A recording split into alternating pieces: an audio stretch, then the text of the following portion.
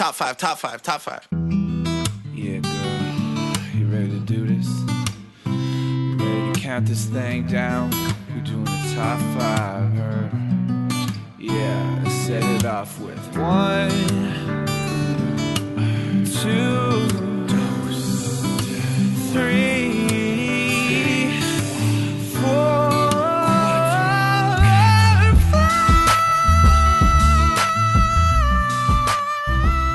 Hey everyone, welcome back to another episode of Ranked Top 5 Lists of Stuff That Don't Matter. I'm your host, Tuong La, and what a show we have for you today. We have 3 brand new guests, 3 ranked virgins. I feel weird saying that. I'm not going to say that. 3 newbies. Yeah, this is so exciting. And this is out of nowhere. Like, I'm not going to say their name right now, but basically, like, I got introduced to a person, and within weeks, we're like, let's do a podcast together. And we had this crew together, and we're going to rank this very, very important topic. We haven't gotten serious on ranked in a while, and this has to be ranked because, I mean, we're in the middle of the summer here. But before I introduce the topic of the day, I'm going to introduce the first guest. And I'm going to use this random adjective generator to introduce them. So what we have is the United Tough Damian Duvain. Wow, that is How do you feel high about praise. That? Yeah. You want more adjectives? I'll give you some. You are also the logical, extra small, and deep that actually Damian kind of fits Duvain. me, I think. Damian, welcome to the show. Thank you. I'm happy to be here. I'm happy you're here too. I know you have fiery opinions about this topic, which we Very haven't much introduced so. yet. I'm also just here to contribute the dad jokes. Oh, good. We need that in this show for sure. Damian, can you introduce the next guest, please? Yes, with us also today is Kendalyn Aldridge. Kendalyn's here. Hi. Kendalyn, do you want some adjectives? Sure. Okay, you're also the full, lyrical, and ceaseless Kendalyn Aldridge. Wait, what's the last word? Ceaseless? I don't know. You just kind don't of stop. That's very accurate. Definitely. All of that was accurate. Kendalyn, welcome. I'm Hi. happy you're here. Yeah, I'm happy to be here too. Yeah, you were mentioning before that you're disappointed that you didn't have dice in front of you, so you actually went and got some. Okay, so I think disappointed is more of like, this was just a weird territory of like, oh yeah, I usually get dice. And I want to let you guys know that in front of me right now is a 10-cup bowl that's pretty much filled up full of dice. Oh, good. At some point in the show, when we like have no idea how to rank this, you got to just roll them all at once. I think the clarification is like, do you just mean D20s or? Yes, for sure. Okay, I'm going to start pulling those out now. Great, that's what we're ranking today, right? Is Kendalyn's Yes. dice? Top exactly. 5 dice. Oh yeah, like Without that makes seeing great them. audio content, but considering we don't have a camera on them. Yeah. Oh, yes, well, that you know of. Oh no.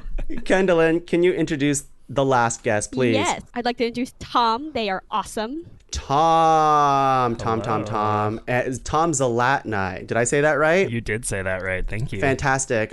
Tom, the aromatic, similar, and ruddy Zalatnai. Oof. You know, I'll take it. Aromatic fits real well for me because all I ever do is grill and smell like smoke. Oh, fantastic. What a segue into our topic today. Now, Tom, you're the person that I was in contact with to get this show going. And once we had a crew together, I was really excited to see everyone so passionate about like what the possible topics that we would talk about. But no one was more passionate than you for wanting to talk about this one. So today we are talking about top 5 foods for a backyard barbecue party. What a mouthful. And it should be a mouthful. Yeah, it's very fitting. Can you describe why you like this topic so much? Oh, me specifically? Yes, you specifically. No one else matters. I have been, over the past year, cultivating an image for myself where my brand now is non-binary grill dad. And I think that nothing feels more like the summer than grilling, and nothing feels more like a podcast than arguing about things that don't matter. So why not argue about things that happen while people are grilling. That's right. I think that's a perfect summary of what today is going to be all about. But I was joking. Damian, Kendalyn, what do you think about barbecue food? Barbecue food is actually probably, it's not my least favorite. Whoa. But it's not it's not one that I have often enough, considering I'm in Texas. I see. So I'll be like fair. the derisive one. Okay. in this recording. And Damian, you? I enjoy a good barbecue, but I also feel like I haven't been to a proper backyard barbecue since I was in high school many years ago and lived in the same. suburbs. So Tom's never inviting either of you over for the infamous, barbecue standards that they set for themselves. I mean, Hey now. if they wants to pay for the plane ticket to get me over there for the barbecue, I'll tell you what. Next time, pandemics aside, next time you're in Montreal, we'll have a cookout. I don't care what time of year it is. We'll do it. so what I'm hearing is come back in the middle of December, because that's when the last Christmas. time I Yeah. came. It's going to be minus 30 Celsius, and we're going to be sitting in Tom's backyard Right. eating burgers. So that's what we're talking about today. Top 5 foods for a Christmas barbecue party. And it's very festive. No, it's a backyard barbecue party. I think the title kind of encapsulates what we're going for. So let's go right into the ground rules. What do we mean by a top 5 foods, quote unquote, for a backyard, quote unquote, for a barbecue, quote unquote, party? Everyone knows what a party is.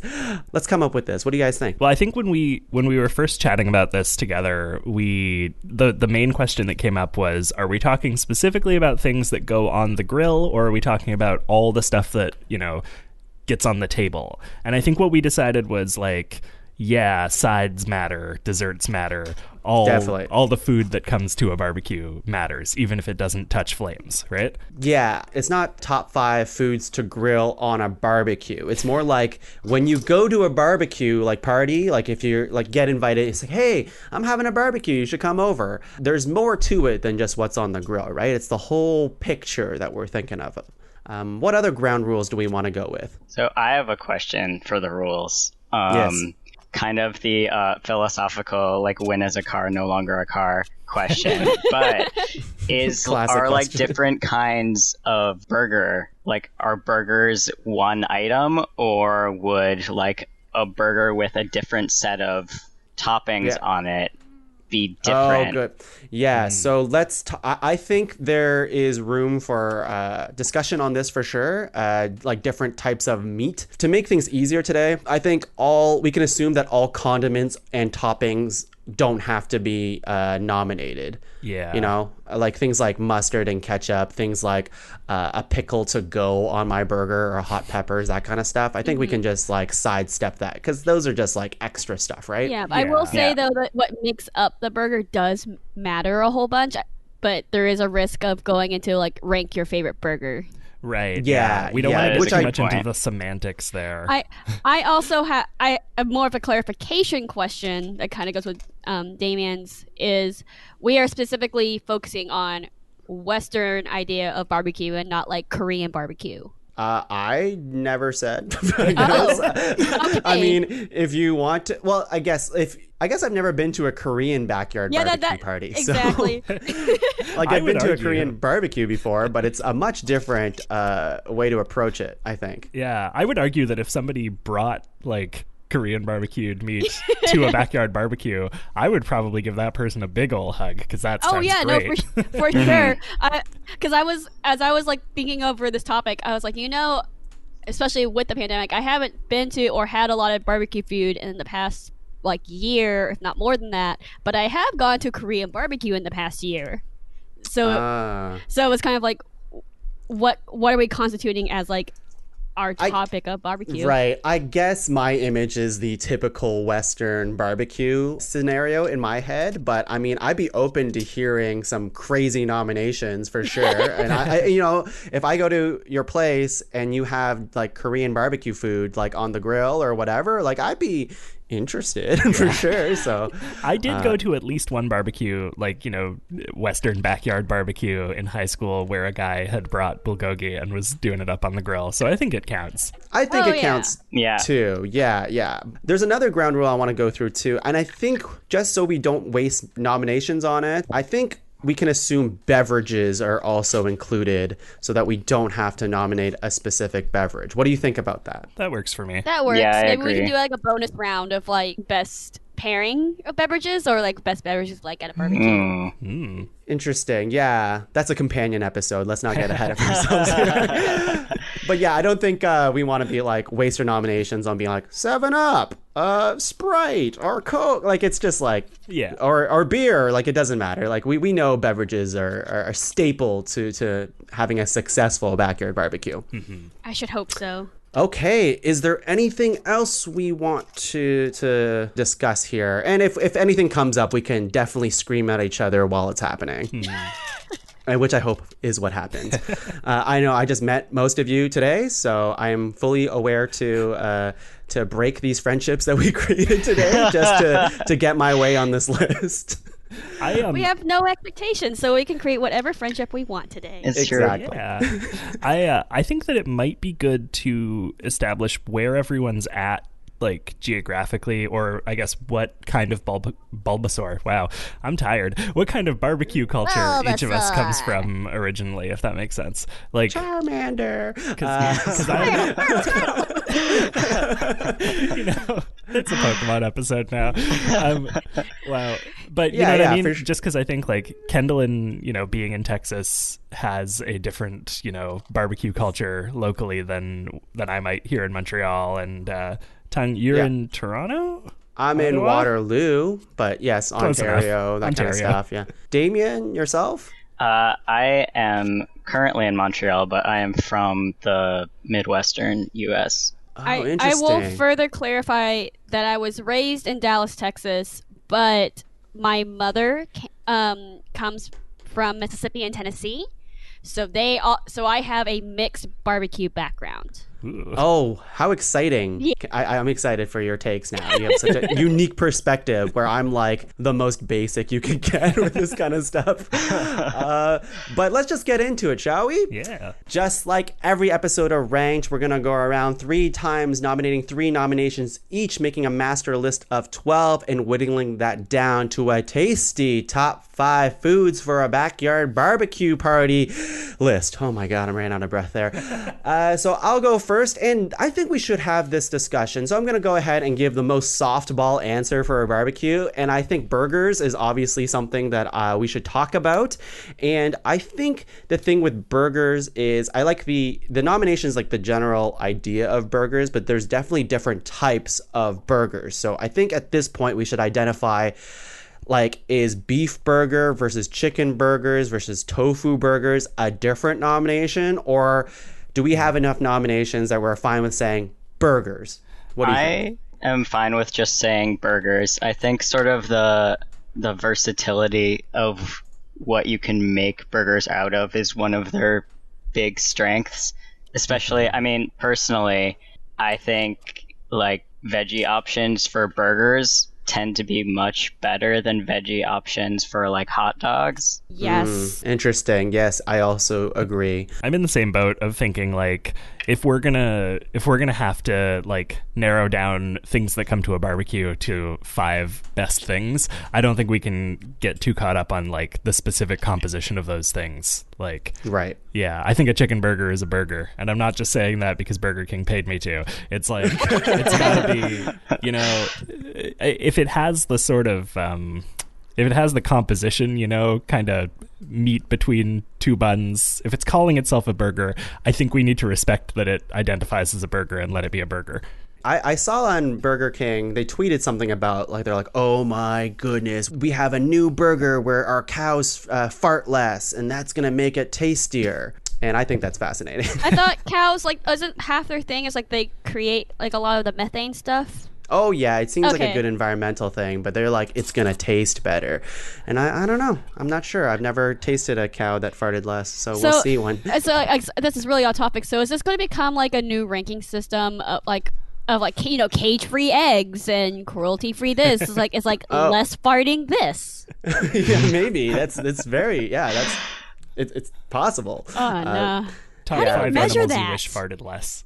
I want to know what sucker went to college, got a degree, and then said, you know what I should specialize in? Seeing how much animals fart. Yeah, I think when I finally crack the code on microchips, I'm going to put a microchip in my future child's stomach. So every time they fart, I will know. That's just a curiosity thing anyways. And speaking of farts, no, this is not. Speaking of farts, now we're going to Damian. Weird attack. No, Damian, what do you have? Well, I have decided to go with one of my more out of left field ones for my first one. I would like to nominate pineapple, specifically grilled pineapple. Ooh. Hell yeah. Oh. Yes. Oh, Yes. this is interesting. I had that on my list too. Oh yeah. I had regular pineapple. So what does that mean? Is it because I It's just liked it different. as like is that a separate nomination? Well, I think both are pretty valid. Like fresh pineapple is nice as kind of a dessert. Grilled pineapple is nice as like a side almost, you know? I think we can count them as one thing. I think so. It's Yeah, an probably. ingredient. Yeah, exactly. Pineapple. It's pineapple. Damian, what do you like about pineapples? I just really think it makes a good part of a barbecue because it kind of balances out the heavier mains, and it's sweet and it's refreshing when you're eating it and it's super hot out. And yeah, I really love grilled pineapple. I think a lot more than regular pineapple, but I think it goes well with any kind of barbecue mains. Right. The nice thing with grilling pineapple is like, and this is maybe where my barbecue nerd comes out, but when you expose something that has kind of a high like sugar content to heat, it kind of caramelizes a little bit, right? And so you get like that nice thing where you have a little bit of the smoky flavor from the grill, but you also get the pineapple, like it almost has its flavor enhanced a little bit, like it boosts it a little. And I don't know if you guys have been to like a Brazilian I'm forgetting the actual name of the type of That's what I was restaurant. thinking of. Yeah, right? Like they have Brazilian, grill houses where they'll like bring a bunch of food around on like steaks and shave it onto your plate until you tell them to stop. What? Where are these places? Oh man. Texas. There's one in Montreal too, yeah.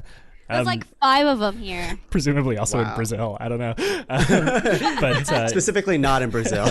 usually the dessert is like they take one of those spits that they've grilled all the meat on and they shove an entire pineapple on it, coat that bad boy in cinnamon and sugar, and grill it for a little while like that. And that is to die for. Oh, that Wow. sounds so good.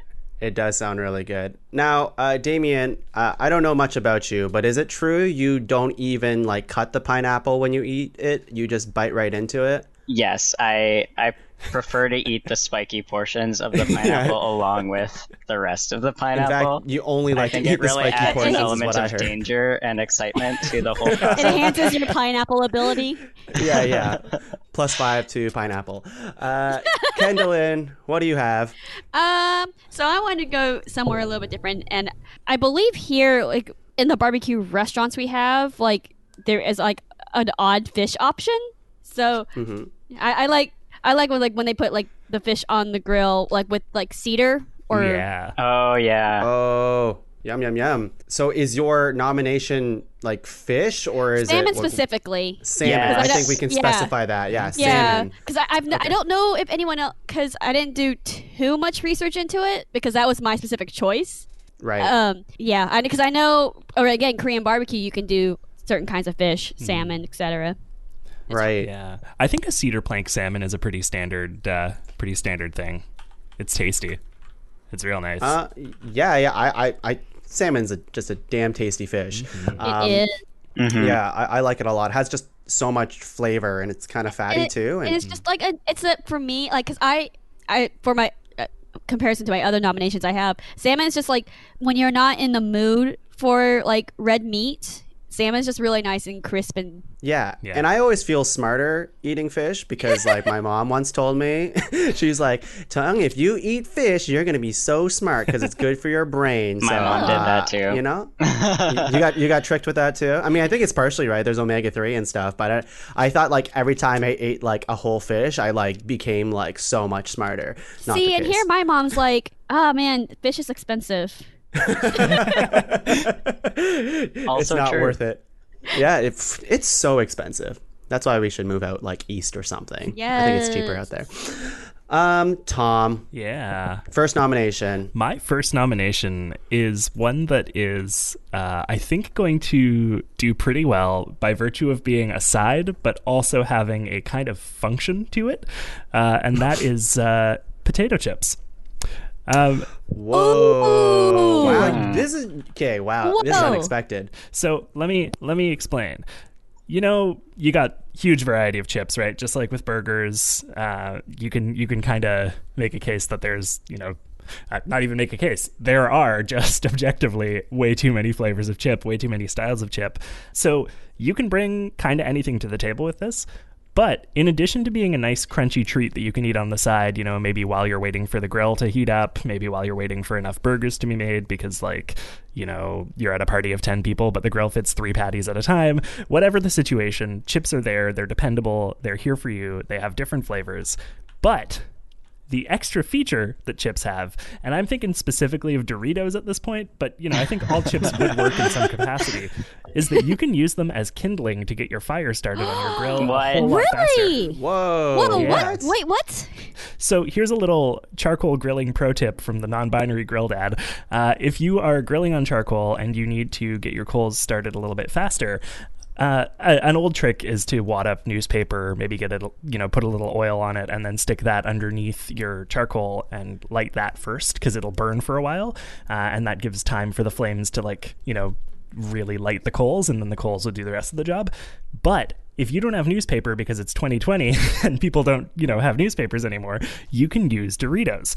What I tend to do is take some paper, put a bunch of Doritos on top of the paper, and then put the charcoal chimney starter on top of that and light the paper. So the paper will start to burn, the Doritos will start to burn, and then eventually the coals will start to burn. And it works like 95% of the time. Wow, you're blowing my learned mind. something. I'm right now. amazed. This was a twist because what I thought was going to happen was like, because you could now technically this is not much of a barbecue, but you can use chips for like frying. Like, 'cause I've had like potato crusted fried chicken before. That's where yeah. I thought you were going. Well, that's actually like also fantastic, right? Like that's another use for chips. You can crust stuff with them. You can crumple them up and put them in a sandwich or on a burger. Yeah. They're so versatile. I feel like they need to be mentioned. Oh, I was just gonna say I love putting chips in like a burger or a wrap or whatever because it just gives that like crunch to it. Oh yeah. And now, Tom, all I can think about is that you don't actually eat chips, but you go to Costco and buy like the party size, and you just use it for kindling. No, I That's actually hate amazing. chips. We had a friend over a couple weeks ago for a socially distant backyard barbecue, and they asked what they could bring, and I just said, if you could bring like a bag of Doritos, any size. If it's small, we won't eat any of them. If it's large, we will eat some of them. And they showed up with a small bag of Doritos, and they were like, "What is this for?" And I dumped it into the grill, and they lost their mind. That's amazing. That's a cool tip.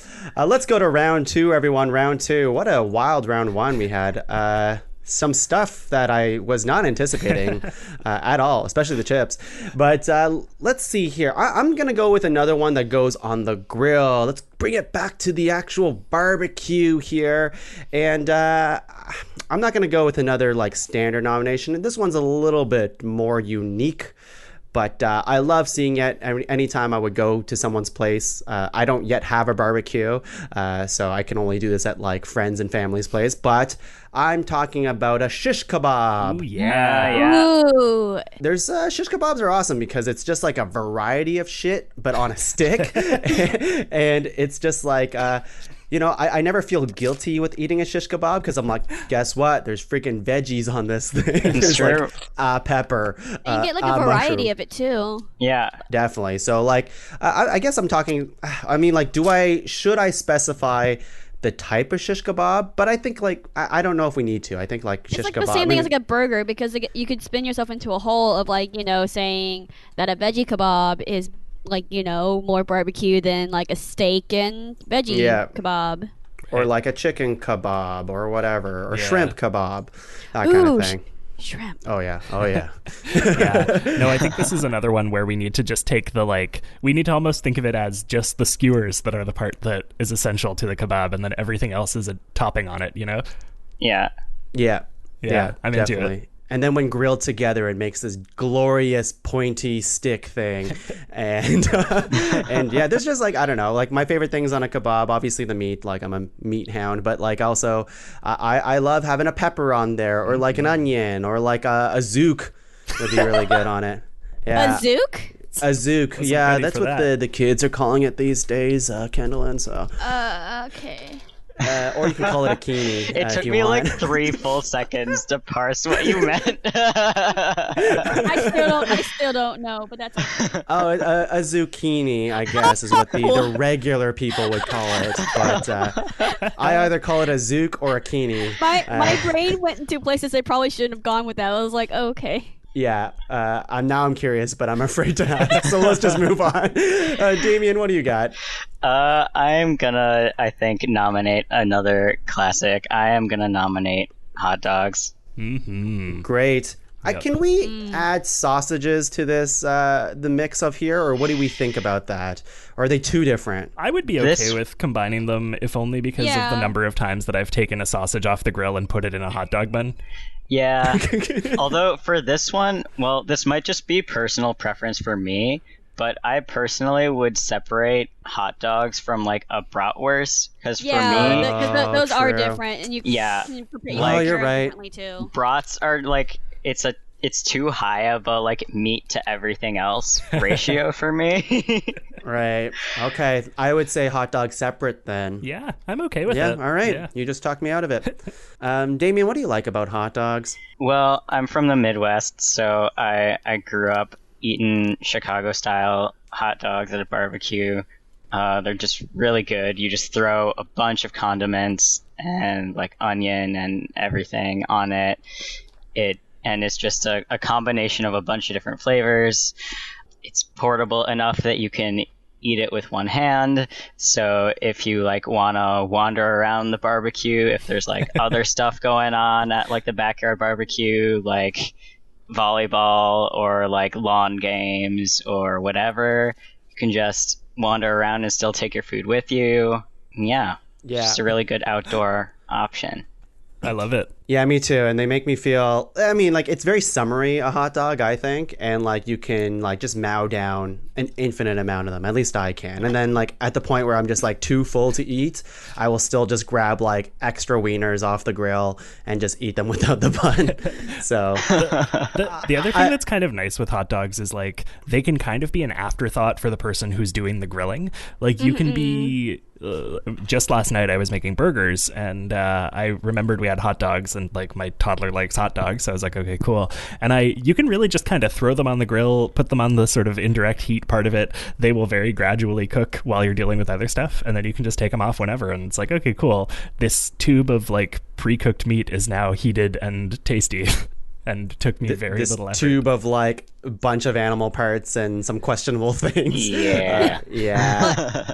For hot dogs are just like, I think we've kind of already talked about, like, they're just versatile. Like when I went to Vancouver, the hot dogs that are prevalent there for street food is japchae dog, which like what's that? Yeah, so a japchae dog, it's like you can put like more like an Asian toppings on there, like seaweed and avocado and like pickled vegetables. Oh, that sounds really good. Yeah. Wow. I'm Asian and I didn't know that. It's so good. Yeah, like they have vendors in Vancouver that like dot certain streets. Like there was one like 2 minutes from my hotel last time I went. Yeah, Vancouver has a pretty solid street food culture. Mm-hmm. And good hot dog culture is IKEA, because they sell their hot dogs for 50 cents, baby. Really? You get 8 hot dogs for $4. I used to do it a ton, and then I'm like, oh, I don't feel good, but it's so cheap. Let's move on. Kendalyn, what do you got? Okra. which is a side. Oh, yes. Whoa. But like, and especially like in different parts of the United States, you can do okra like the way I think about, which is fried and like cut up into small pieces, or you can do okra like as one long stem. There's also like dried okra. There's so much you can do with it. It's comfort food here. It's so good. Nice. Whoa. I don't eat okra. Like I've had it before, but I can't even think of the taste of it. Can you describe that for me? No, well, Okay. like, for me, Right. for me, it's like it's comfort. Cause like but I couldn't tell you. Oh man, this is what okra tastes like, because part of the fun of okra is like the breading around it. Yeah, Huh. and the different ways you cook okra depends on the taste. Interesting. I'm thinking about it's like I'm thinking about it now. I'm like, I do know what okra tastes like, but I don't know how to describe it if you haven't had okra. Tom, Damian, you want to chime in here? Any okra feels? I don't think I've ever had okra. You should. It's so good. It's like in Texas. It's like the main, or like I guess many southern barbecue places here in the United States. Like when you get barbecue at restaurants, it's like you almost always get a side of okra. You have other options, but like typically there's always like a bowl or basket of okra on the table. Yeah. That's nuts. Yeah. I like that. Yeah, I Damian, really you? like okra. I've only had it a few times, but I would be hard pressed to describe also what it tastes like. I just know that I have generally positive feelings towards okra. I'm glad on this food episode none of us have the ability to like describe how food tastes like. We're like, yeah, it tastes good. Trust us. No, that's fine. Yeah, I'm looking at it right now. It looks like it has a bit of a crunch to it. And I mean, what am I don't even know, but it looks sweet. Is it sweet? It's not sweet. It's more savory than it is sweet. But again, like some people do boiled okra. Some people, it's I prefer it fried. What's the closest thing that it tastes like? Like obviously not a pickle, but like a green bean or something? That's not a green bean. Hold on. Because I know what green beans taste like. And yeah, I'm just like texture wise. I mean, I guess. Hold on. I've heard it described as kind of slimy. Is that true? Well, when you peel it, like before you prepare it, it's slimy. The insides is kind of like, I guess the insides to me is kind of like zucchini or tomato-like because of the seeds. Okay. Okay. So according to Google, okra has a mild, almost grassy flavor, that is uniquely okra. Great, Google. great. Helpful. Even Google can't describe it well. While sometimes it's compared to the taste of eggplant or green beans, its texture gets more attention. Okay, interesting. Because I like green beans, but I don't love eggplant. Anyways, it looks. I would give it a shot. Yeah, Yeah. I'm It seeing looks a lot pretty of photos of fried okra on this Google search, and let me tell you, it is giving me some feelings. Yeah, like because I know like traditionally it's cut up in small circles and then fried, and then some restaurants try to be really fancy and just like split it in half and fry it with little breading. Okay, Butterfly. that's interesting. Yeah. I'm looking at this recipe here for zucchini chicken soup with okra, or as I like to say, the zook chicken soup with okra. With oak. And, with oak. Yeah. This The is going to be Zook the chick podcast soup. bit, everyone. Yeah. Tom, what do you have? All right, I'm starting to feel a little bit torn because I wrote a list of about 10 things that I think are essentials, and thankfully, as I thought, you guys have checked a couple of them off. But I'm starting to feel the pressure because we get 3 each, right? We get 3 each, and that's it. Oh boy. Okay. I am gonna bring in one that. Oh man, I hope I won't regret later. I'm gonna say corn. Ooh, like corn on the cob kind of thing? Obviously. Corn. So Yeah. the nice thing with corn is, and I think that this is a little bit like what we were saying about pineapple earlier, corn can be, a fresh thing that you don't have to throw on the grill, or you can grill it, right? And that versatility is really nice, but I think especially just like, again, it's one of those things that you can kind of prepare a little bit beforehand and munch on while you're waiting for the meat to come off the grill, right? You can kind of boil it and have it ready. And honestly, if your grill is close enough to your kitchen, you could boil it while you're heating up the grill, come back in, it'll be done boiling, it'll be ready, and then your grill will eventually be hot, It just sort of has that functionality to it that's really nice. And a corn is I don't know how you guys eat corn. I eat corn in a weird way that I think most people one don't. bite. I kind of eat one kernel at a time. Whoa. Fair. I will take the corn. You know how usually you see people do it like a typewriter almost, where you're like munching across it and then you turn it and you munch across?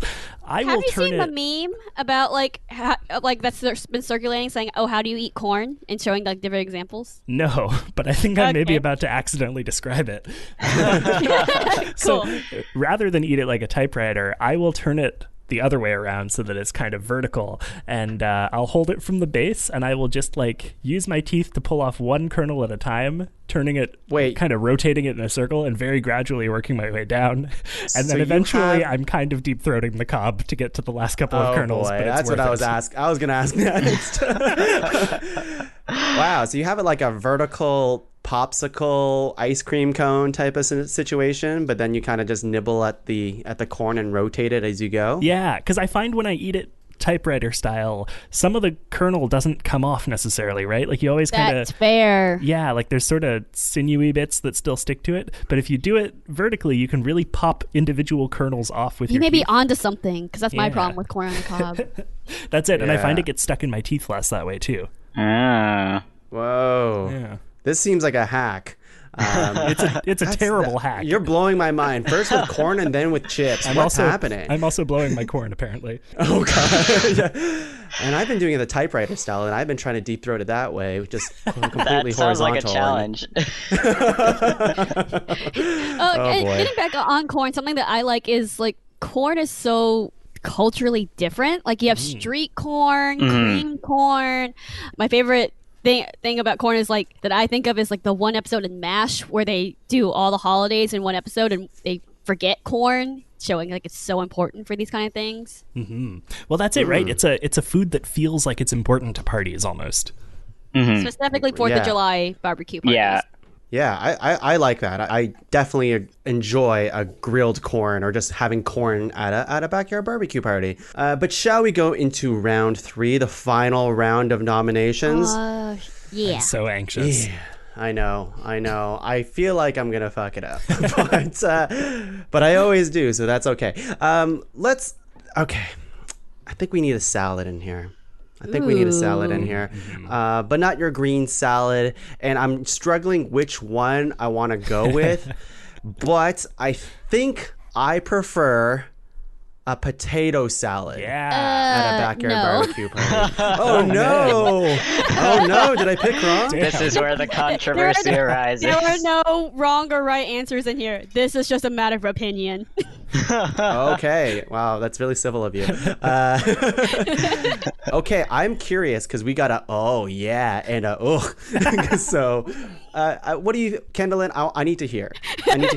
Why you gave me that reaction to potato salad. I'm not a condiment person except for like ranch dressing and such. So, potato salad usually has like a lot of mayonnaise in it, and I don't like the texture. It's weird looking. I have a question for you. Do you like Joy?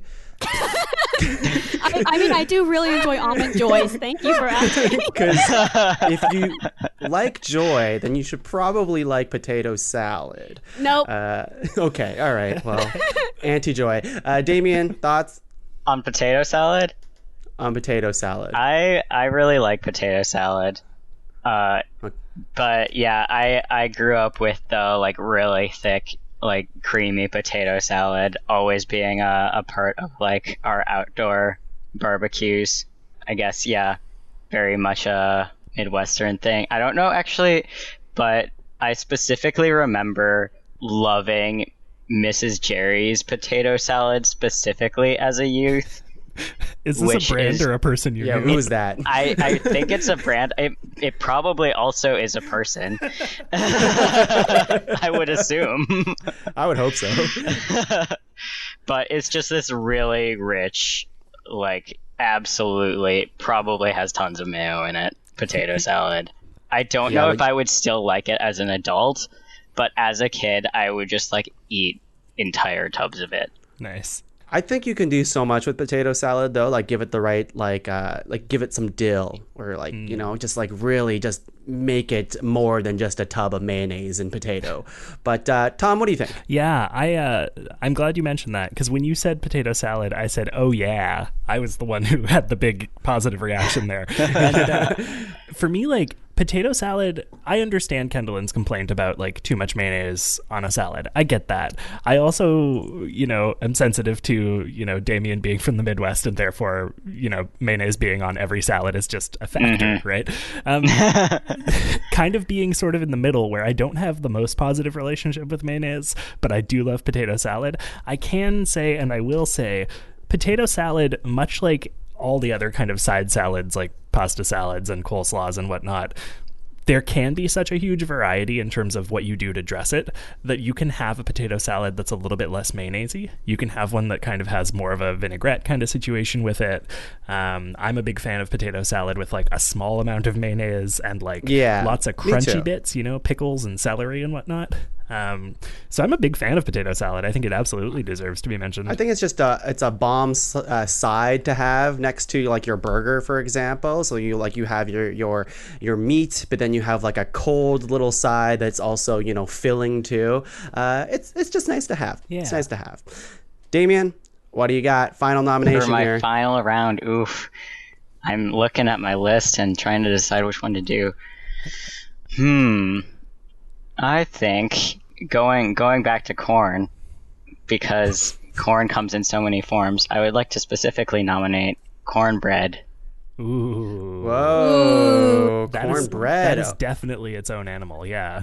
Yeah. Yes. There's so many different ways you can make it too. Mm-hmm. I think it's nice to have like a kind of like denser carb, which you can also get with like potato salad, but cornbread is also kind of like sweet. And I think it's almost like, in some forms, is almost desserty in a way. Mm-hmm. I really like having it alongside everything else at a barbecue. That's interesting. I don't think I see too much cornbread at a barbecue, but I do fucks with it. So, Kendalyn and Tom, what do you think? What are you thinking on cornbread? I love it. I like cornbread. I mean, as I was just saying, there's so many different ways you can make it. So, like, one person may make their cornbread more sweet and crumbly, whereas someone else might make it more dense and savory. And apparently, I don't know if it was you, Tom, or someone else, but someone's I was like this days old when I realized you actually put corn in cornbread. No, I think I'm thinking of someone else. But that's the thing is like, especially when you go to restaurants and people aren't home making cornbread, even when my family makes it, like, we don't put corn in it, but apparently it's more traditional if you do put corn in cornbread. So interesting. Yeah. Yeah, I just usually put mayonnaise in my cornbread, but like, am I?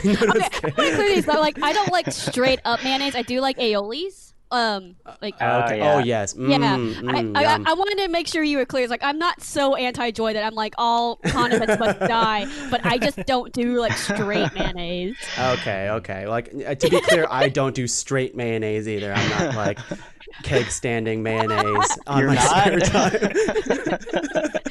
Would you be that person who would like replace a mayonnaise in a mayonnaise jar with like vanilla pudding and sit and make people watch you eat it? I mean, like, I wasn't, but I would do it now. Okay. So.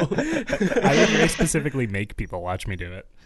I wish that this were a video podcast so y'all could see the face that I am making at the computer right now. What's the face? Can you describe it? Is it okra? It's okra. Good callback. Kendalyn, what do you have? I like brisket, like a good brisket. Yes. Whoa, yes. Especially like, again, you can tell I like things that aren't easily defined. So, or has a variety. So brisket's really cool because you can make it in a way where it's very juicy and very fatty, or you can make it where it's very brittle and like bark is what it's called. And you can utilize the whole cut of meat that way to feed your guests based on their preferences. Yeah. Yum, yeah. I don't get to have too much briskets, but I freaking love it. It's expensive, is it not, to like get a brisket? It can be, yeah. You can kind of approximate brisket with cheaper cuts of beef. It's not the same, but you can do it. Damian, thoughts? brisket is amazing. That is my thought on brisket. And my thoughts is brisket is okra. So, Tom, final thoughts. I will say, like, for me, brisket is so interesting because it has kind of two separate sort of connotations for me almost, where, like, as someone who loves barbecue, obviously the barbecue brisket is something that is on my mind and is probably what Kendalyn is talking about. But as someone who lives in Montreal, a city with a lot of Jewish people in it, there is also a different kind of brisket when we're talking about, like, Jewish mom brisket. And that is something that, like, I have never succeeded at making or replicating in any way, shape, or form. And what is the secret ingredient to a Jewish mom brisket? I have no idea. What is Jewish mom brisket? It's like, to me, the distinction is, like, with a barbecue brisket, like, there is like a smokiness to it, obviously, right? And it kind of, to me, the, like, classic barbecue brisket is almost like the pulled pork of beef, whereas I think of hold up, I'm just like, okay, so again, the mixed barbecue heritage, pulled pork and, like, is a very much different style of barbecue than, like, beef. Oh yeah, that was made very apparent to me by my grandmother at one point. Yeah, and then I don't know, there's like maybe it's that it's like a little bit more, it's more of a, like, indoor food almost, if that makes sense. Like, I think of like barbecue brisket as like an outdoor smoky kind of thing, and the sort of like the, like, Jewish mom brisket as like a let's sit down at the dinner table and enjoy it kind of. It's almost like a roast is what I'm seeing. Yeah, that's it. It's the difference between a roast and a, like, smoked kind of deal. Okay. Yeah. Okay. But both. Do we have to separate the nomination? I think Jewish mom brisket and regular brisket probably fits under the same umbrella here, right? Oh yeah. Would they bring it to a barbecue, or is it like a different cultural thing? I think you wouldn't necessarily bring a Jewish mom brisket to a barbecue. So I'm fine with, like, this brisket for our conversational purposes just being barbecued brisket. Yeah, and just to be clear, like, nobody else calls it a Jewish mom brisket, or is that, like, the official title? I think it's an official, like, because I looked it is up. That true? I looked it up on Google as Jewish mom brisket and knew what I was talking about to an extent. Like, I don't think, but, like, my thing is, I think it's what I'm seeing is, like, Jewish brisket. There's a lot of videos saying Jewish moms tries each other's brisket. Kosher brisket. That's what I'm seeing on here. So I don't think it's like a derogatory term as much as it's more of like it's just what people call it. Yeah, I mean, I say Jewish mom brisket because I've only ever had it served to me by my Jewish friends' moms. Yeah, I think that's the thing is it's more of like a mom comfort food where, like, it's been passed. It's like not your mom's meatloaf, like, kind of idea. Yeah, if that makes sense. All right. Yeah. I'm into it. Tom, final nomination. Here we go. This is tough. This is so tough because I don't know if you've noticed, but neither of the things that I've nominated so far were meats. And so I know none of them have been on a grill. Yeah. Oh, I guess the corn.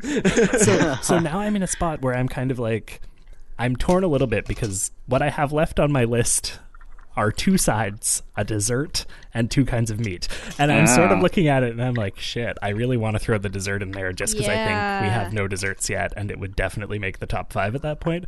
But that feels like cheating. Well, follow your heart here. I mean, we always have honorable mentions, right? We do have honorable mentions. Okay. It feels weird because I think of myself as someone who is so meat focused. Like, I'm very meat forward in my food preparation. I usually take the meat as the star of the dish and then build the rest of the meal around it. So it feels weird for me to not nominate any meat specifically. But also, I had burgers, hot dogs, brisket, and kebabs on my list. You guys just got to them first. So, okay, good. With that being said, my final nomination is watermelon. Okay, yes, I had this on my list too. Yes. I had it on mine as well. So, watermelon is another one of those ones that I feel like I just keep hitting the same note here, but the versatility of watermelon is really nice because you can have it as a dessert, but just like pineapple, you can have it as part of the meal. You can grill it, you can serve it fresh, but there is nothing better than having that kind of juicy flavor and that sort of fresh, crisp, like, you know, when you bite into a watermelon, it's like it crunches almost, but then it's just kind of liquid in your mouth. Oh yeah, that's perfect magic. On a hot day. It's magic. Yeah. And Yeah. I don't know if you guys have seen this, but there's this new show on Netflix. It's Crazy Delicious. Basically, they get competitors to come in to a sort of like, it's almost Charlie and the Chocolate Factory kind of styled magical edible forest where all of the ingredients that they get to choose from to like cook their foods are like built into the sort of scenery. So you like pluck mushrooms off of trees and there's like banana plants and stuff. And the idea is that they're given a challenge and they have to make something with it. And in one of the episodes, a guy smoked a watermelon and made it look like a ham. And this is something that I've like seen on the internet before. Oh, I saw this. Yeah. Yes, I did see this. And I tried it the other day and it sucked, but also I made the mistake of using like one of the strongest smoking woods for it, which was maybe a mistake, and I probably should have used something softer. But yeah, the idea that you can do that and that like if somebody does it well, it is very tasty and really cool to look at was such an appealing concept to me, even though I screwed it up. I saw that on like, there's a whole cake phase right now on the internet, but everything there, I did see like the watermelon disguised as like a roast beef. And I have to say, like, I love watermelon, but if I was prepared to eat meat and then I cut that thing, it was a watermelon, I'd be super pissed. Oh yeah, I mean, it should never be like it shouldn't be used for deceit. There should not be any deceit in backyard barbecue parties. No. I'm not nominating deceit. I'm just nominating watermelon. That sounds like a really neat theme party, though. Like, come to a barbecue and see, like guess if you're eating actual meat or if it's something else. Oh, great! Like an intrigue barbecue. But you would have to let your guests know ahead of time, right? But I think that'd be a great. I think it'd be a great way to like do. If you did it that way, it'd be a variety barbecue where like people got to bring some of their favorite things and. Mm-hmm. Yeah, that'd be interesting. I'd be curious to see that. Just like fuck around with people and be like, oh, this pineapple is actually roast beef or whatever it is. It's actually corn. Yeah. Wow, that's a powerful last nomination, Tom. I really like this one. I was half expecting you to give us like some new hack, because like your chips are kindling, your corn you're eating it like in a vertical fashion. I was like, well, what's the watermelon gonna do? Can you like use it as like a Kickstarter for gasoline or something? It's the new bun. Yeah. Unfortunately, the only thing that you can do to hack watermelon is serve it to people pretending that it's ham. Oh God, well then maybe it loses some points in my mind. But let's take a break. We have our list of 12. Let's find out what okra is on the break, and when we're back, we're gonna rank top 5 foods for a backyard barbecue party. Yeah. We'll be back. Woo!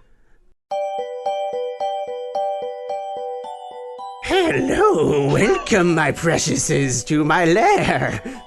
Hello, I'm Persephone. What do you have? Oh, I have everything around. Jewels, more jewels, guitar strings, and I guess that's it. That's all I have here. So you don't have any barbecue or barbecue accessories? What? Excuse me? No, I I don't have that. We really thought we were supposed to bring some back to the town. Yeah. We really need some tongs and, like... Can we even use... do you think one of our magic casters could use jewels to like create a fire or something? Is that a thing? I guess, but hang on. You're magic users, you say? Well, yeah. Yeah. Well, Yeah. do you have the power of the internet with you? What's the internet? Yeah. We don't know what that is. Do you take eagle mail?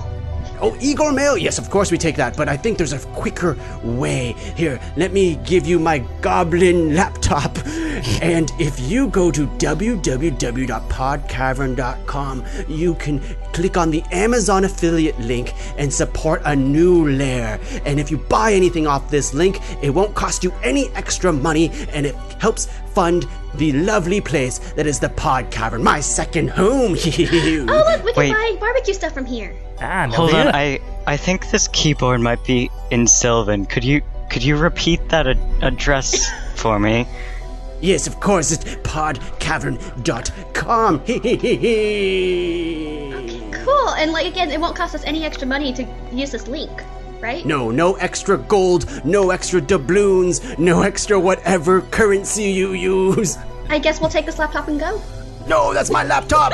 Sorry, we can't hear you. Too far away. No, my nudes. Oh no! Top five.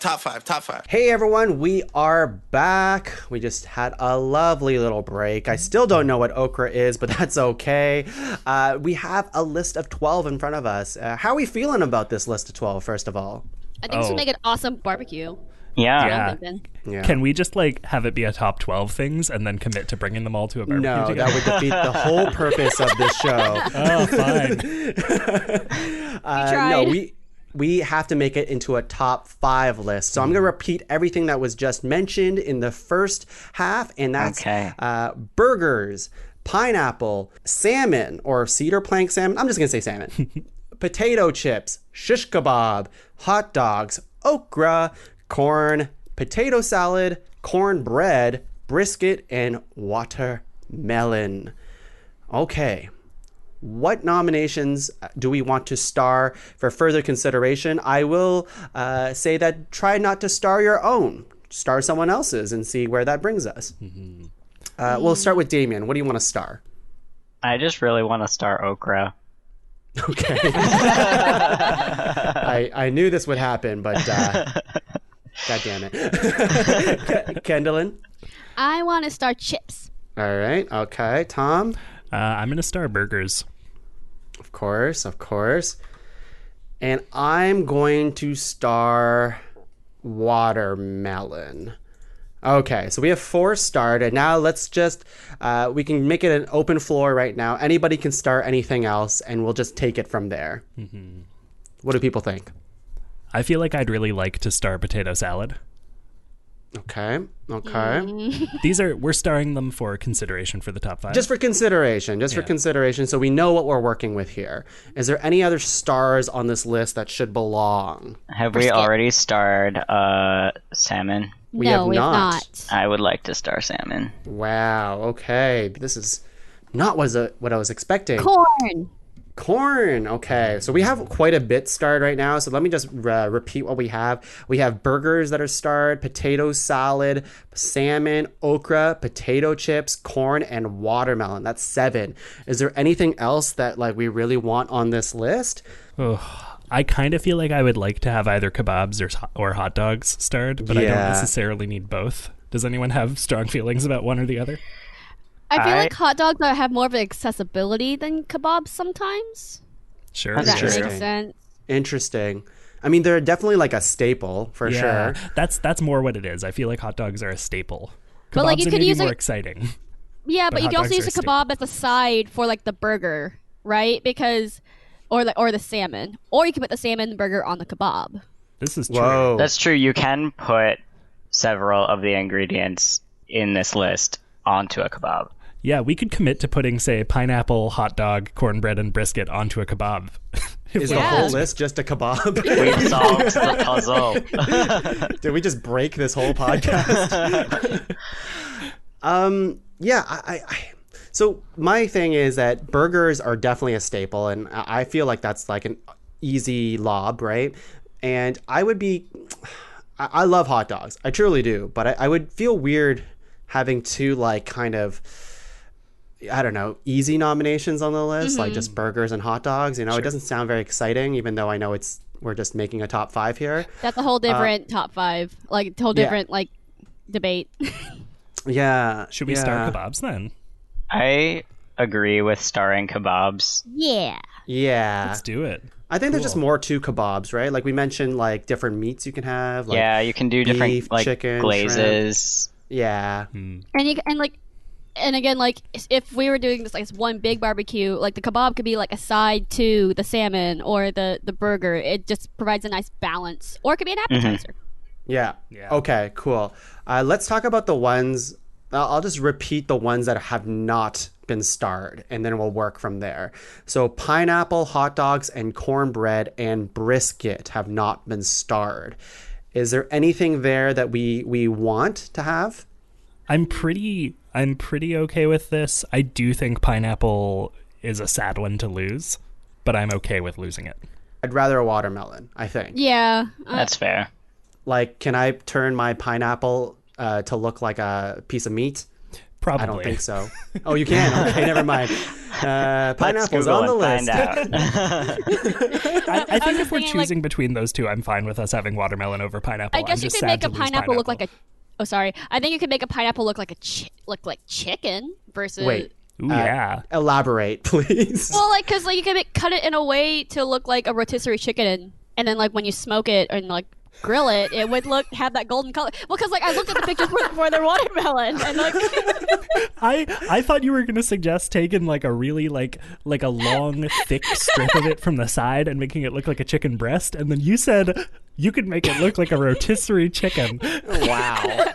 That's amazing. I'm interested. If you ever do this, Kendalyn, you have to take a picture for us. I was thinking like you could like get the rind, like the spiky rind off of it, and then like take tool. I can't do this, obviously. I take tools and like shape it in a way, because I was thinking like what would a pineapple look like grilled? Like, well, a dark yellow or brown, so that like because you could slice it and make it into a chicken breast, but chicken breast is still more of a white than it is a yellow. So wow. It is like I don't think. That this is where my brain goes. I think when we meet up post-pandemic to have a barbecue, I think one of our tasks should be to disguise a pineapple as a chicken. Yes. All right. But specifically, I want to make it look like a whole rotisserie chicken. Yeah, I'm getting more sold on this idea of like this fuck you barbecue where it's just like not what you expect to eat. I like that. Cornbread, is that leaving the list too? And brisket, I love brisket, but like brisket and burgers, like it's the same kind of deal. Yeah, like, we have and also kebab. Like we have so many proteins already on here. Agreed. Yeah. Agreed. And I kind of feel like brisket is a specialty kind of meat. It doesn't necessarily feel like it's going to show up to like every backyard barbecue. Exactly. Yeah. Because like again, like where I'm at, because we talked a little bit about it on the break, and we decided to hold off till we got back on the air. But like in Texas, barbecue is just a thing. Like not so much backyard barbecue, but like we have Spring Creek barbecue, Texas Longhorn. Like there's just so many barbecue places out here that you're more likely to get that in a restaurant than you are in a normal setting. Right. And also people are very divisive, I think that's what I'm trying to say here, about brisket, because there's a whole, like, you can get marbled with, like, the more of the fat in there, or you can do it, like, less fat and have the bark, so... Yeah. Well, and I kind of feel like brisket, no matter how you do it, is going to take a long time to cook, and that's not necessarily something you want at a backyard barbecue, right? Right. Exactly. That's why you hire catering from one of those barbecue places I mentioned to bring it. Right. Hiring a catering from Texas to bring to Ontario. Just will take a bit of time. Might get gross in transit, but that's okay. So we have burgers, shish kebab, potato salad, salmon, okra, potato chips, corn, and watermelon. So basically our entire list. We really got to cut back. We got to cut 3 is the thing. Yeah. I think this is where the dice come in, Kendalyn. All right. Yeah. Wait, you said 3 though? So like that would be like a D4, not like a D4. Yeah, I'm going to describe. Kendalyn has 8. sent pictures I have a D8. Yeah, I was going to say, if we have 8, just roll a D8 and see what happens. Am I rolling? Okay, what are we... How are we doing? I'm not sure if this is the best way to handle things this. off the list? Yeah, that's what I'm asking. No, the only reason why we're rolling is because Kendalyn sent me this like giant picture of so many dice, and I'm fascinated, and we've never really had dice on the show. I don't think it'll actually matter. I just want to hear dice. Okay, if you just want to hear dice. So this is a really big D20. Oh, by the way, this is a wooden dice tray. It's very different from like a 3D printed one, etc. Whoa. This is a regular general size D20. Wow, they all sound different. What a world. A tiny D20. And a D8, just because I have it out. There you go. Fantastic. This is the quality that people want when they listen to the barbecue episode. Hey, I love it. Dice can be a really great decision maker, though. Like when you don't know what to do, you just roll a dice, and like whatever number it lands on is what you use. Yeah, I like it too. I think it's a fun way to navigate through life. So just to recap, we have burgers, shish kebab, potato salad, cedar plank salmon, okra, potato chips, corn, and watermelon. We got to cut 3. Where's our heads at here? I think I have 3 in mind that I would cut, but I don't necessarily want to just drop that because I feel like that doesn't benefit the conversation. Tom, I like how decisive you are. I have ones that I'm very invested in keeping. Ooh, okay. I have 2 that I think I could cut. All right. I think in this part of the show, we can do something called locks, which is a unanimous decision of should we keep this for the top 5. Okay. So I'll just go through them and tell me if this is a lock. Okay. So burgers, lock or not? I'm going to lock the burger. Yes, I'm a lock. Lock. All right. Lock in the burgs. Shish kebab, lock or not? Lock for me. I think I'm into locking the kebab. Sure. And the locks aren't like binding. We can always go around it if we want, but it's really just trying to get our heads around it. Potato salad, is that a lock? No. I'm locking potato salad. Not for me. Hard no. Okay. That's fine. I forgot we have anti-joy over here. Kendalyn, do you want to lock salmon? That was actually one of the ones I was okay with, like, not with losing, only because, again, if you're in a landlocked state like I am, fish is expensive unless you go to an Asian market. But even then, not everyone likes fish, especially like if you have vegans coming, they couldn't eat it anyway, right? So it's one of those, like, salmon's a nice idea, but if we had to lose it from the list, it would be fine. Yeah. It would make up for the anti-joy. I'd also be okay with losing salmon. I don't typically think about fish when I go to a backyard barbecue. It's nice to have, but I'm not the most stoked for fish at a barbecue setting. Yeah, that's it. Like a cedar plank salmon is fantastic if it's exactly what you want that day.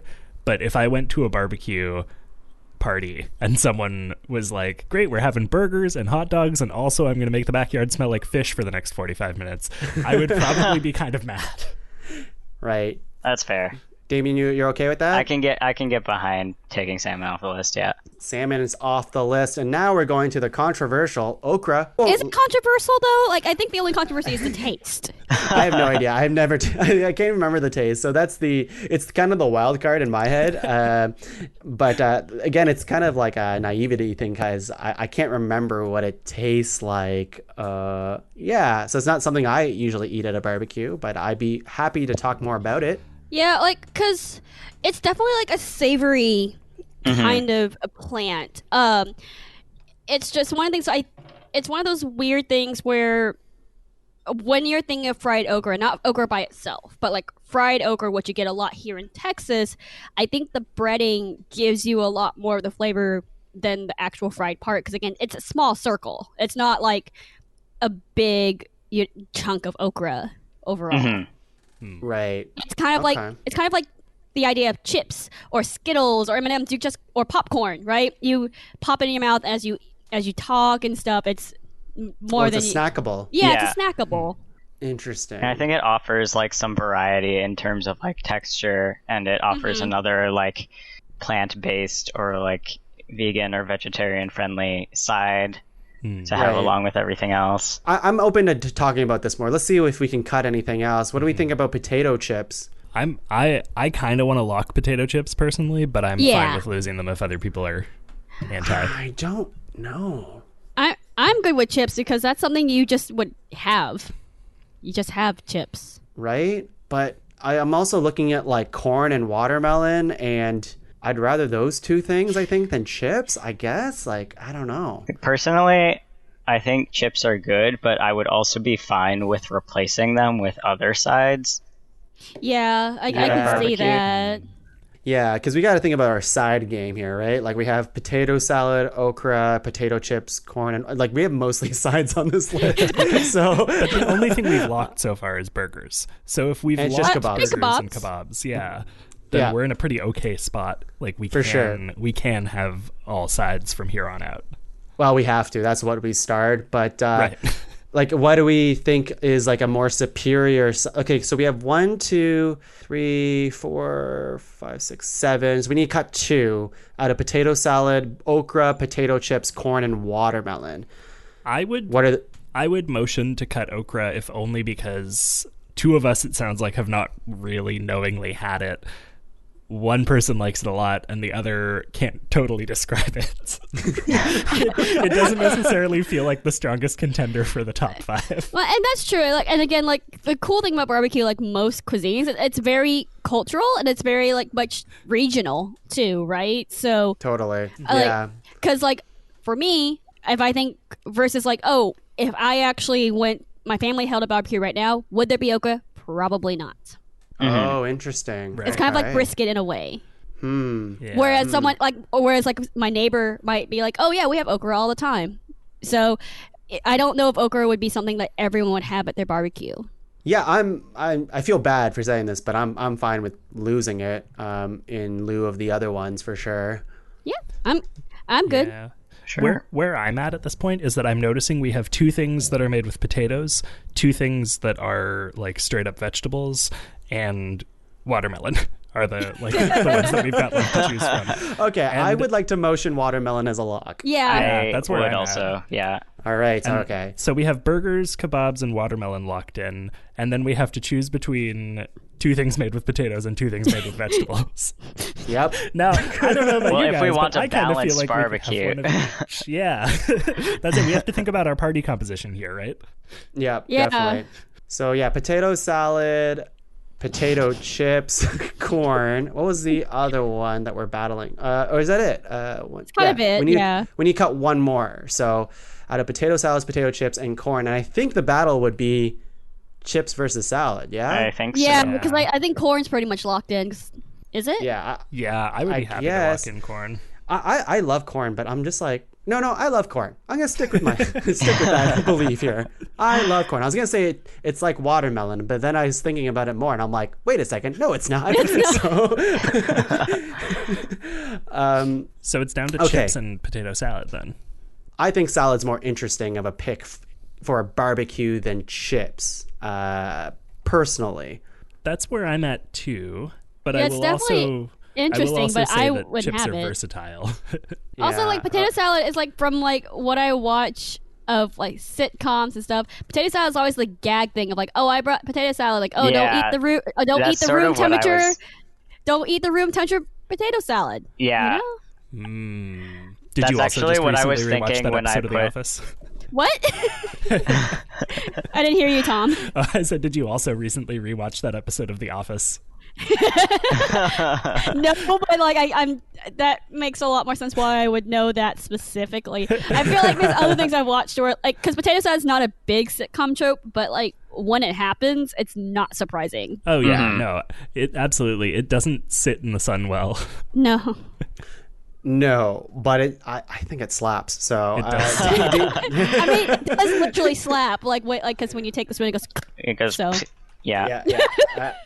yeah. The but potato salad sitting out in the sun thing was actually like one of the main things I was thinking about after I put it on my sticky note in the first place. I was like, do I want to put potato salad on here? But how about we think about like, what if we gave it its most optimal condition, right? Like, we only bring out the potato salad when it's time to eat, and like maybe I have like a bed of ice it's on when it's like in a bowl and in the shade, and it's good for a little bit longer, and you're gonna eat it when it's fresh. Okay, but like the thing is, like, is it something you put out when you graze? Like, is it something that people graze on, or is it something you eat like with the main dish? It's a side that you serve once everything else is ready.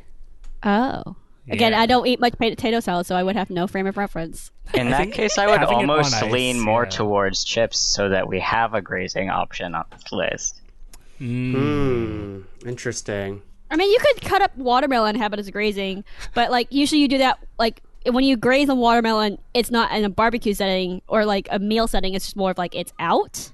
Mm-hmm. But you could. That's how I feel about chips. Is that it's just out. Like no one's coming to a barbecue just for its chips. Like you're kind of eating like maybe a couple chips before you start like the main course, or like after a barbecue food you'll just have like nibble on it. But it's not like I'm not excited about like sick chips. Right. Unless they have a certain kind of chips there that you don't get anywhere else. Not that you don't get it anywhere else, but anyway, I guess the delineation of like, are we talking about just barbecue as a meal or barbecue as like an event? I've been thinking of it as an event. Yeah, me too. Right. I'm also thinking about, this has just occurred to me now, Have you ever been invited to something like, to say hypothetically a backyard barbecue party, and asked what you can bring, and they have said, we've kind of got everything covered, so just bring whatever you think, would be nice to contribute? You're either going to bring drinks or chips, right? At that point, I don't know. I feel like someone might bring potato salad. They might. Because that's or hummus if you're in Montreal. or a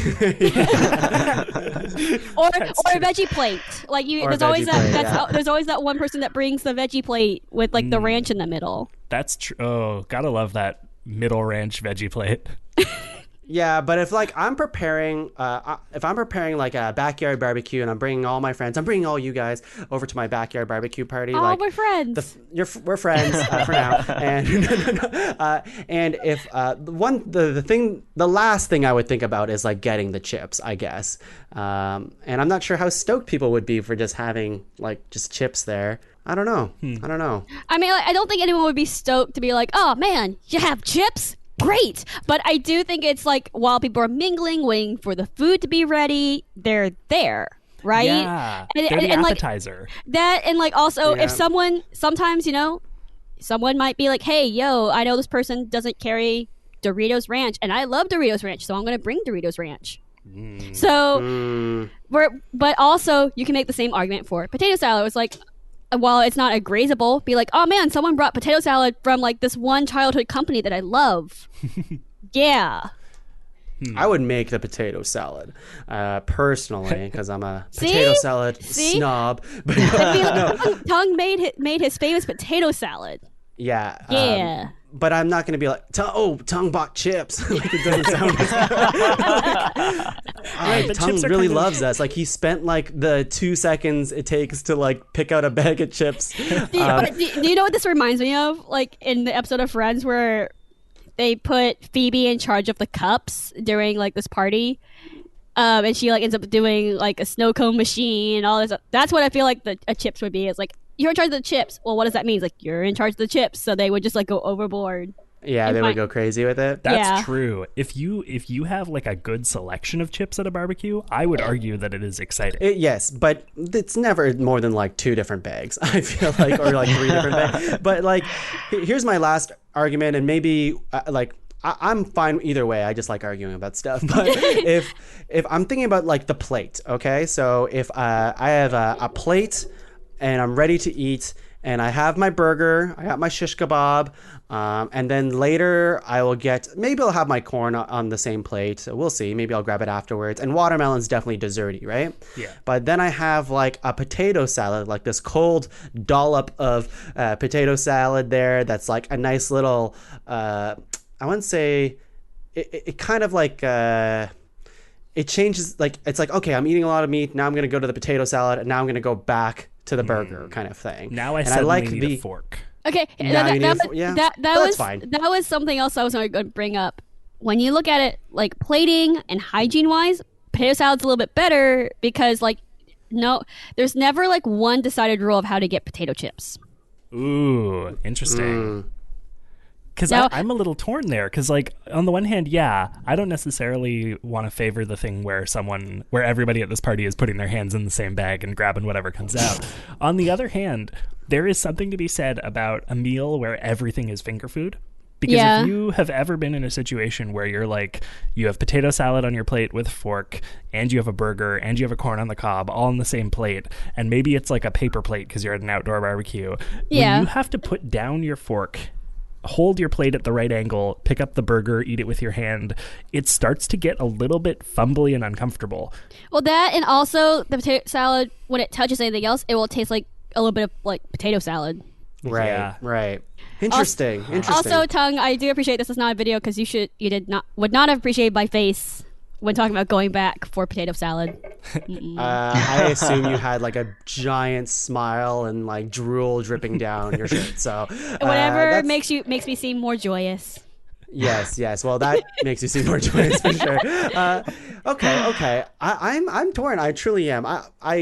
I think I'm still on team potato salad, but I can definitely. I at the end of the day, it's all barbecue stuff here. So, Damian, final thoughts. Tom, Kendalyn? I think Tom has swayed me a bit more towards the chips side with the cumbersome argument, because that is a problem I often have when at events that require you to manage things on a plate and utensils and drinks.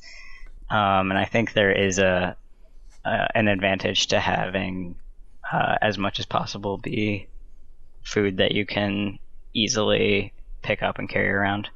Yeah. Right. I am Tom, just Kendalyn, feel the same? Just not a fan of potato salad. Now, hypothetically, theoretically, I'm going to say I have not had Tuong's homemade potato salad, so that might change versus someone's store-bought one. So I'm not going. That's why I'm being slightly impartial about it. But I don't want to make it a big deal because it really isn't, but I have not made a potato salad in a little while. So there's not like Tuong's famous potato salad. It's just like me looking up a recipe for a good potato salad and just going through I it. like good bits, and like there's no real reason for me to rule out potato salad. But if I was to go with personal preferences, if there was just potato salad, I would just be waiting for, like, I'd either be snacking on watermelon, maybe some corn, and then while waiting for most of the stuff to be done. Yeah, so I see that. I would lean more towards chips, but I'm willing to try your potato salad though. If like, sure, I'll send it to the mail. Cool. We'll see how it holds up. Yeah, I mean that's it, right? It comes down to convenience between these two, and chips are so much more convenient. They're easier to get. They're easier to get a variety of. You don't have to use a fork to eat them.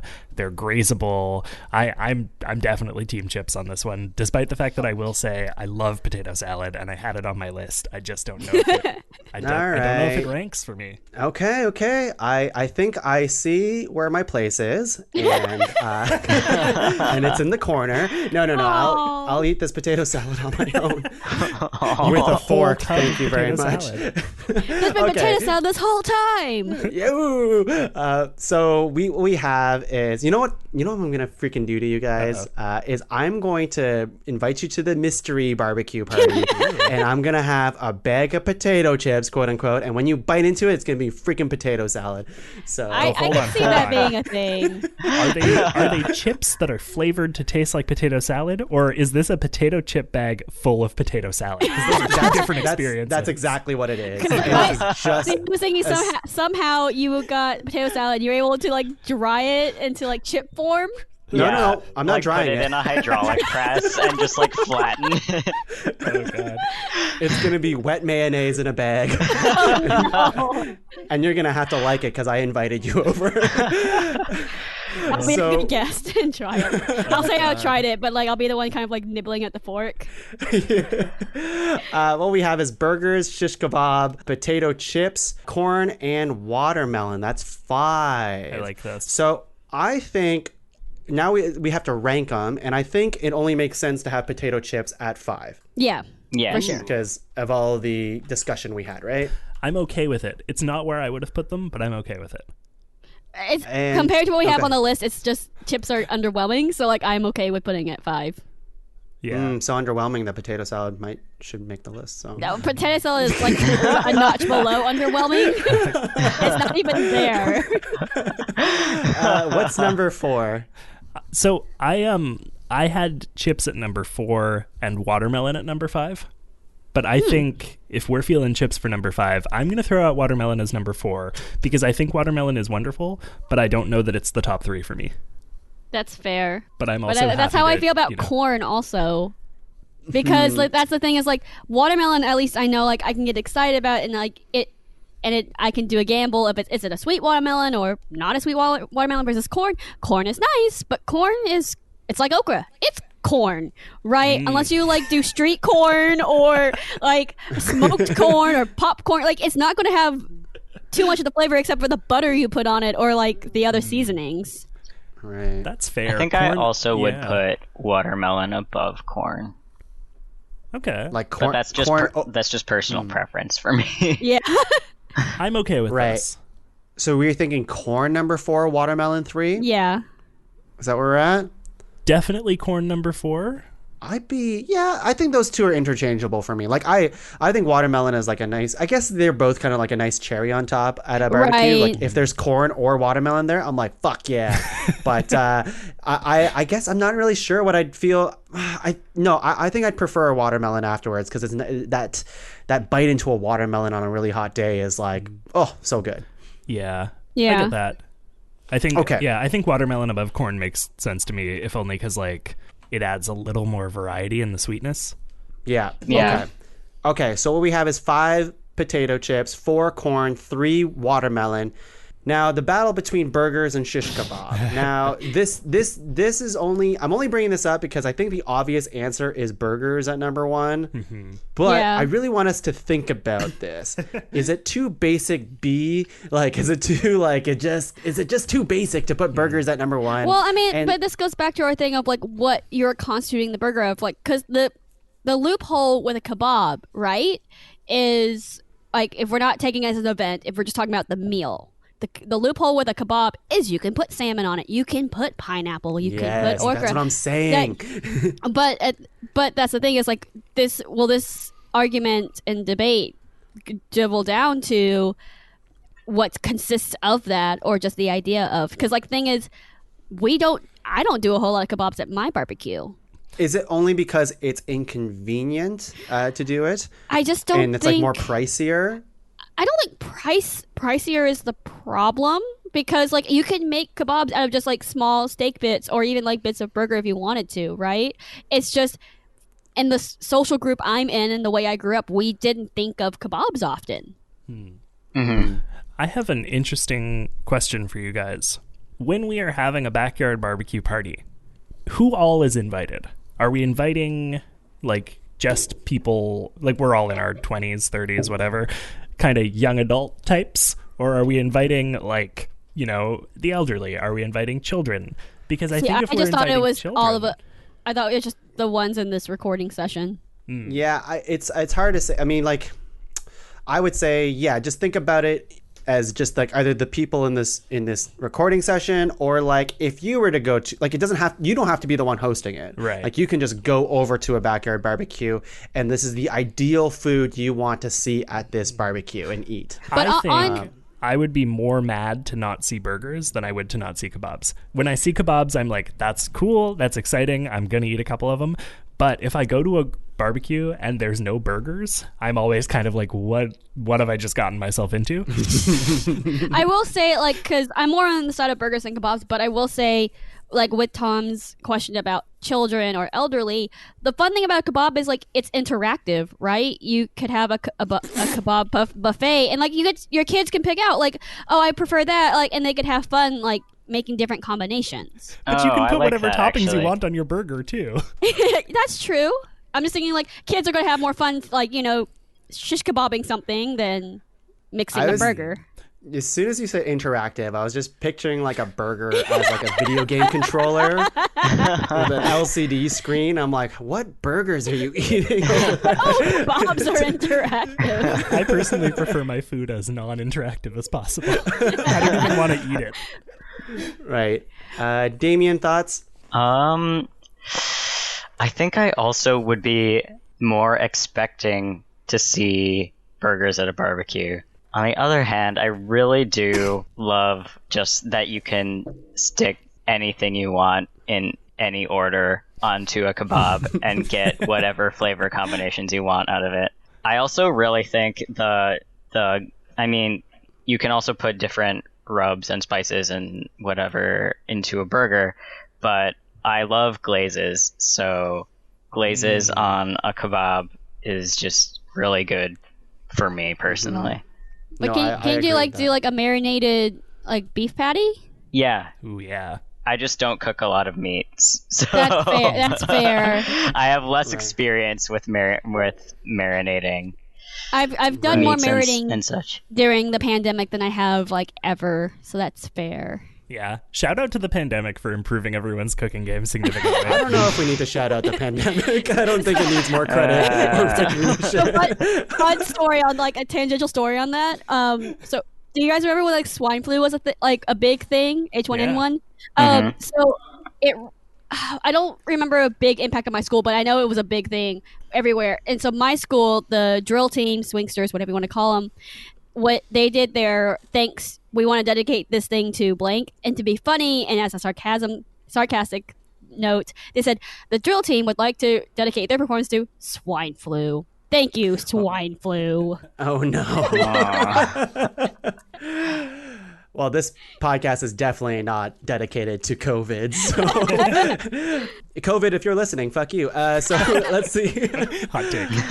Yeah, hot take. I guess like I think I definitely agree with the sentiment of like if burgers aren't at a barbecue, I'd definitely be like pretty angry about that notion. I'd be like, what the freak? What kind of barbecue are we going to? But on the other hand, like I love the infinite variation of a shish kebab too, and I love the idea of like you can just make a veggie kebab if you want to, and it's still really really good, right?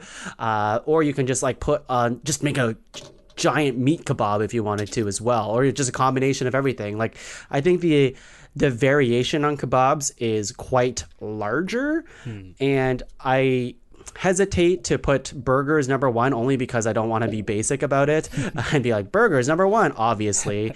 But at the same time, it makes sense in my heart that burgers would be number one. So I'm really struggling and here. You can make a less basic burger. That's the thing, is like you can have a buffet style of like toppings people can choose from. You can like, because I've had to make a couple burgers like pre-pandemic, like where I did a coffee rub on mine. You can put you can put garlic and other stuff and onions in your patties. Now, do you want your guests doing that? Probably not, but you could always ask prior to the barbecue party, like, hey, do you guys want to do regular burgers or do you want to do something like this? I want to say something in favor of basicness for a minute, because I think that we use basic as a derogatory term when it comes to like flavors and things way too often. And I think that there is really something to be said in terms of like the accessibility of things that are basic, because I touched on this very briefly, the idea of like children at a barbecue. I know that the idea of like putting whatever you want on a kebab is exciting, but the reality of most barbecue situations is that the kebabs are placed before people arrive. You don't have a kebab building station at your party, although I think that would be very fun. Awesome. It is not the standard. Awesome. Whereas the burger building is built into it, right? Like when you go to a barbecue, if there's kebabs, 90% of the time they are pre-made, not necessarily from the store, but pre-made by whoever's grilling them. But with the burgers, they cook the patty, they hand it to you, sometimes they throw it onto the bun for you, and then they say, go do it yourself. And that interactive thing, that ease of access, also coming back to the whole balance on a plate thing. Have you tried to take things off of a kebab while holding a plate? It is very hard. I think burgers beat them out just a little bit, despite the fact that, kebabs are a little bit more exciting. They're just not quite as accessible. And I've also got splinters from eating off a kebab before because I'm like way too greedy. Or like your food can fall off of the kebab if you like eat it all on the stick. Or like the stick is still inside and you did something, you fucked it up. And also, there's nothing wrong with just wanting a burger. It's true. Yeah, that's true. And I didn't realize how interactive burgers were. I didn't realize you can play burgers as video games. So I think I would choose. Have you not played any of the food simulators? Burger time. No, I like it. I mean, I was just thinking about, I keep forgetting that we have the ability to like put whatever toppings we want onto this burger. And like the ultimate burger for me could be like really wild, right? Like I even like burgers with like mac and cheese on it. Oh, hell yeah. It's just, I think we got our top 5. Yeah. So what we have is number 5, potato chips. Number 4, corn. Number 3, watermelon. Number 2, shish kebabs. And number 1, the king, burgers. Yeah. Honestly, this sounds like a pretty good barbecue. It really does. It's very well balanced. Yeah. I'm into it. So how about we go into honorable mentions, the reject foods that didn't make it onto our list of 12, and we'll just do a rapid fire one by one in the same order that we nominated in, and we'll just go to the end. Sound good? Sure. Ribs. Oof. Nice. Depending on the marinade you put them in, because like my boyfriend's a very picky eater, and he he started experimenting with ribs from Chili's and like figuring out what sauce he likes. But ribs overall, I like them. Shout out to like Chili's. them. They're messy, but I like them. Yeah. You also, it's like ribs and chicken wings are kind of the same way. Like, there's not a lot of meat to bone ratio. Oh, I just eat the bone. I just chew on that. Down on it. Yeah. Sorry, Damian? sorry. What you guys didn't see is, like I said my boyfriend liked ribs, and he just poked his head out and looked at me like I've been summoned. Wow. Damian, what do you got? I have a subtype of burgers, sliders, tiny burgers. Oh, good, very good. Cute. Good. Kendalyn? Pulled pork is really Yeah. Oh, yeah. Nice. Yeah, I had pulled pork on mine as well. I'm gonna say coleslaw. Coleslaw is one that I actually struggled really hard and almost said coleslaw instead of watermelon, but Coleslaw would have been good. yeah, Steak. steak's Ooh. good. It's just steak. Yeah. Pickles. Like, okay, is steak is a my next barbecue one. thing, or is it just no? Steak is. Steak is a Yeah, I grilling think so. thing. Yeah. Yeah. Steak is And hard I to like- eat at a barbecue party, but it's Right. delicious. Yeah, Damian, you said I said pickles. Yeah. Hell yeah. Hell yeah. I like Good stuff. that. Just crunch them. That's the perfect grazing snack. Yeah, definitely. Kendalyn? I guess fried onions or French Ooh, fries. Yeah. Oh, Ooh. interesting. Oh, yeah. Yeah. Yeah. You know, when you just cut an onion in half and put it straight on the grill for like 45 minutes, delicious. Oh, yeah. It's all soft. Sorry, went off in a. You're just like imagining an onion right now. I gotta has give it left. up for my. I gotta give it up for my boy chicken wings. Ooh. You can smoke them. Wow. You can sear them after. Hit them dry. Is hit chicken 'em wings your saucy. boy? On that note, what are your opinions on fried chicken? Love it. Korean Yeah. fried chicken is the best fried chicken. Korean fried chicken is so good. So good. Yep. I'm gonna go with your basic vegetable platter. It's nice to Yeah. have Nice. at a barbecue. Ranch boy. Yeah. Damian?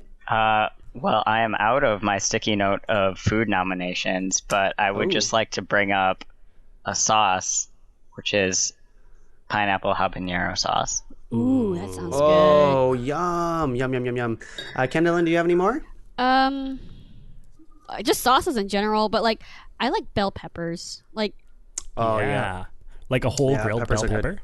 yeah, that or just like cause I was thinking like the veggie plate and like those sweet yellow and red peppers are really good, but also just like as a topping, like just bell pepper is nice either as a snack on or grilled. Mm-hmm.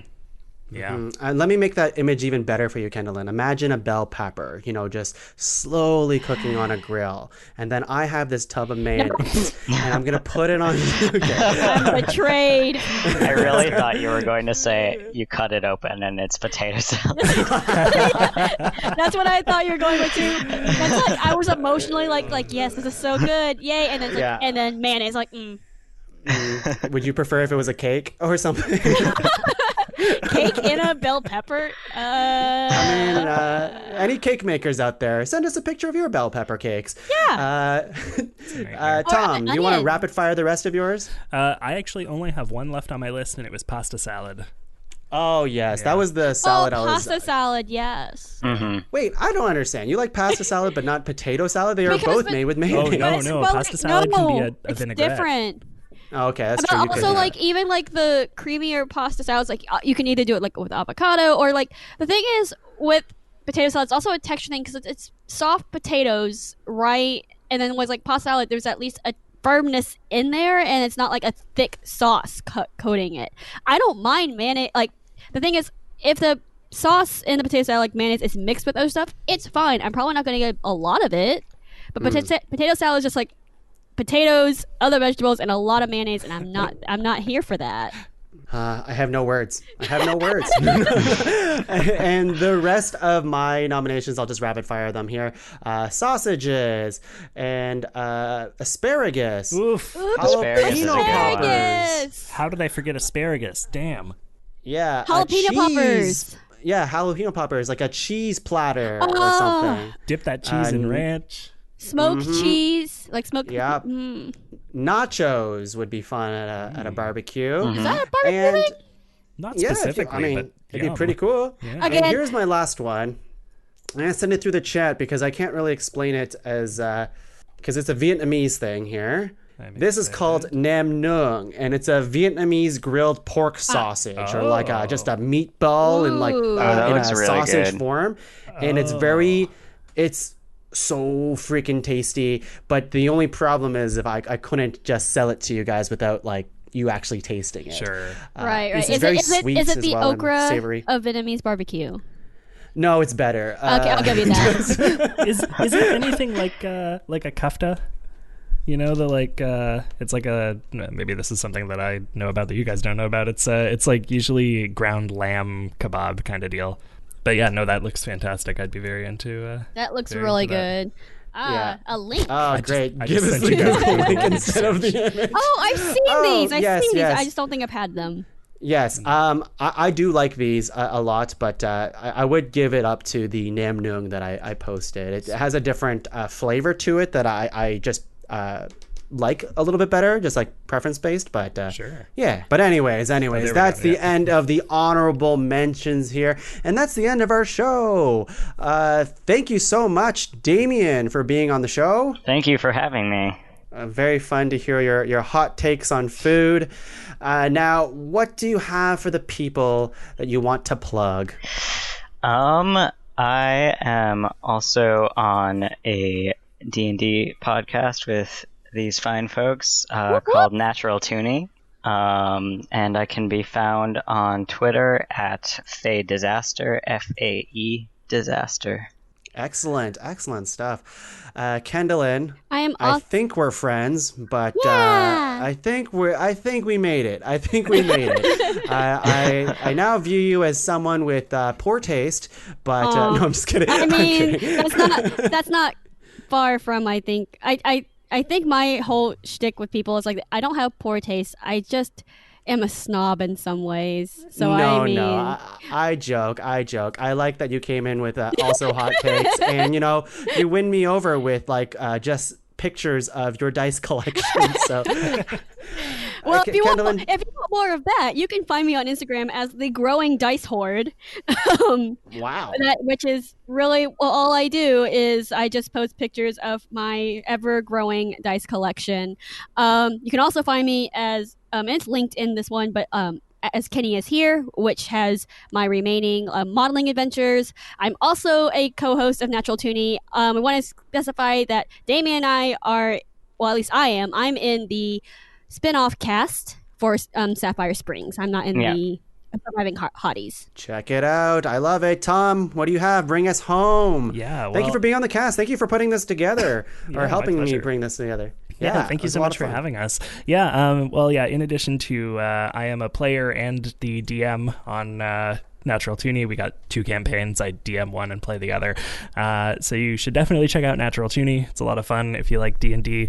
And on top of that, you can find me on Twitter and Instagram at Tom Zalatnai. Just my name. And I want to very quickly mention that specifically on my Instagram, if you're a person who likes thinking about food, thinking about grilling specifically, these days I'm doing a lot of posts about the foods that I am cooking and grilling. And in fact, It's really good. my most recent one, Weber Grills themselves commented on a picture of the burgers that I was making just last night. So Wow. you can go check me out. Kind of a flex, to be honest. A little bit of a thanks flex. For bringing the rest They of us commented all on it down. during this recording. Wow. Yeah. They knew we were recording. You would never know that you grilled meat from the nominations that you made: chips, corn, watermelon. But Yeah. but yeah, that's amazing. Cool. Well, thank you all for being on the cast. And for me, you can find me and the rest of the shows in the Pod Cavern at www.podcavern.com. Check out all the shows that we have, and we have more to come. And that's it for the show today. Shall we one day meet up together and have a barbecue? Yes. I Yeah, really want to do absolutely. this mystery barbecue. I have been trying to find a way to return to Montreal for like a year. Okay, well, you So- can FedEx yourself, and maybe you'll make it there someday. All right, everyone. We'll see you next time. Bye. Bye.